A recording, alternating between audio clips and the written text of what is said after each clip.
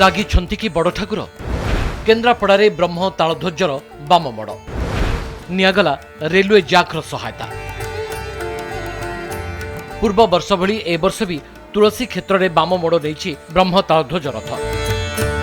द्वितीय दिन में ब्रह्म तालध्वज रथ टणा बेले बाम मोड़ जो हनुमान मंदिर निकटरे अटकिला रथ। रेलवे जैक्र सहायता नियाजिबा परे द्वितीय दिन में आध्यात्मिक परिवेश भितर संध्या 5टारे गड़ीथिला रथ।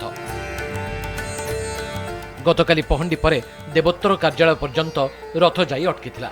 आज पुणी थरे रथ को लक्षाधिक भक्त टाणी। अल्प बाट जिबा परे अटकी जाइछि रथ। काली रथ को पुणी टणाजिब। 2022-2024 रे ब्रह्म तालध्वज रथरे एभली त्रुटि देखा देइथिला।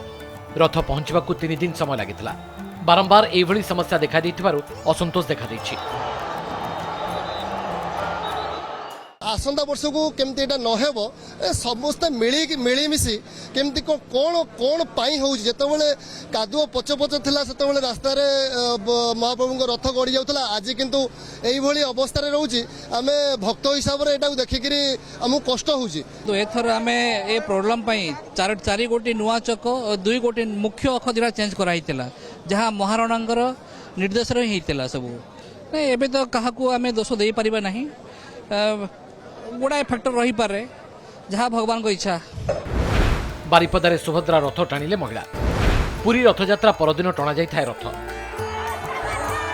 द्वितीय श्रीक्षेत्र बारिपदारे गड़ीछि रथ। निर्धारित समय 2:30 रथ टणा आरंभ होइतिला। देवी सुभद्रा रथ टाणी महिला। वर्षारे भिजी भिजी महिला रथ टाणी। बारिपदारे परंपरा अनुसार पुरी रथयात्रार परदिन हरि बलदेव जीव विजे पर रथ टणा होइथाए। काली पाट पटुआर रे खूब आडंबरपूर्ण भावे गोटी पहंडी रे रथारूढ़ होइतिले 3 ठाकुर। बलभद्रंक रथ माउसीमा मंदिर रे पहुंची सारिछि। सुभद्रांक रथ अधा बाटरे अटकिछि। काली जगन्नाथंक रथ टणा हेबो। एटा आमर जे मंदिरटा अछि सेटा द्वितीय बारिपदारे द्वितीय स्वर्ण क्षेत्र और भल लागुछि कि एते नुको जोड़ी करी एटा ताणुचन रथ को ताणुचन समस्त को और सुभद्रा माँ को रथटा तो सबू लेडीज मानी ताणीबे। बालेश्वर जिला नीलगिरी मध्ये होईछि रथयात्रा। नीलगिरी रे प्रतिवर्ष 3 दिन रथयात्रा चली थाए। गतकाली चतुर्धा मूर्ति गोटी पहंडी रे रथ को आसीथिले। आज रथ टाणीछंती हजार हजार भक्त। घंट संकीर्तन रे प्रकंपित होछि नीलगिरी बड़दाण्ड।